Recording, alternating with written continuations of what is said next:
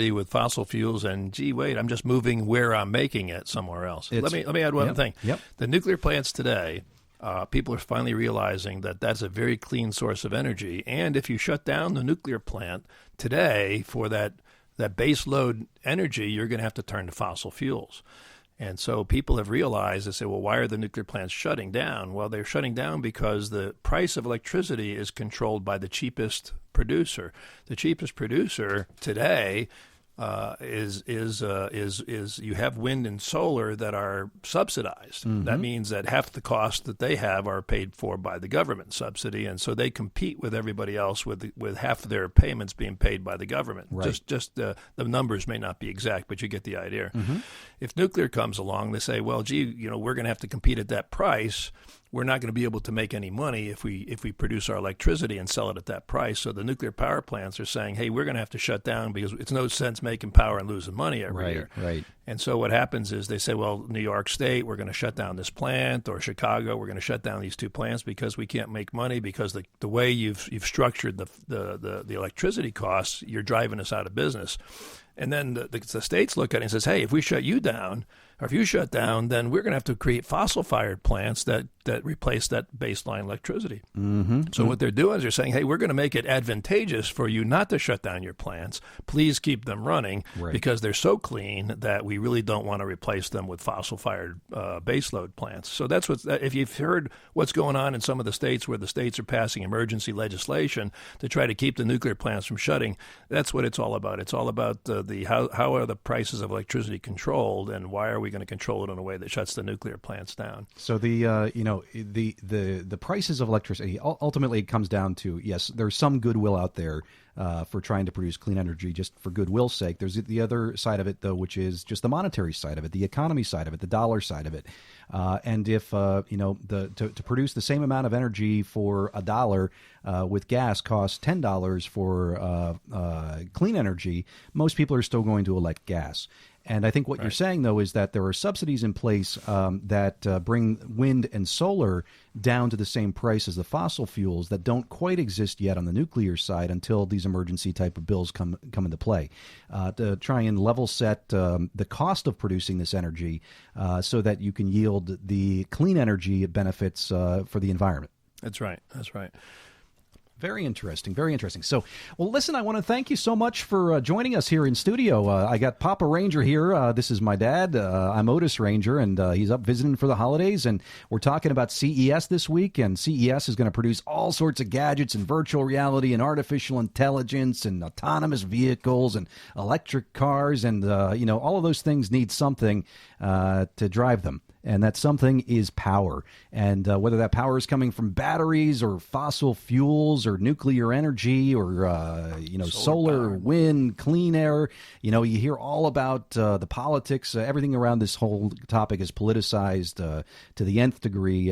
You hear about it constantly. So it's really good to understand a little bit more perspective on nuclear power. So I want to thank you, Dad, Papa Ranger here, for joining us today. More than welcome, Otis. So that is our show for today. I want to thank you so much for joining us for our first one here of 2017. I want to thank Shelby for the interview, as well as letting us feature her newest single called Christmas Eve. I want to encourage you to check out some of the new music that we were talking about there from the bands of the AP Music Group, people like Erica Lee, Drew Angus, and, of course, Leslie Becker. She'll be joining us on an upcoming show. But thanks so much for, checking out the show today, seriously. And want to thank you for spreading the word about the show, sharing it with others. You can always find us on the web at popsongtech.com. We're on all of the major podcasting platforms. Just search one word, Pop Song Tech, and share it with a friend. I am your host, Otis Ranger. You can always reach me also if you've got ideas for technology or music. Email me, popsongtech@gmail.com, or find me on Twitter at popsongtech, or also on Facebook at popsongtech. We're going to end the show today with one final song from Shelby Blondell. This is Fun in the Sun. Have a great week. A little fun in the sun, a little sand in my tan, a little you and me walking in bare feet trying to hold on to my hand.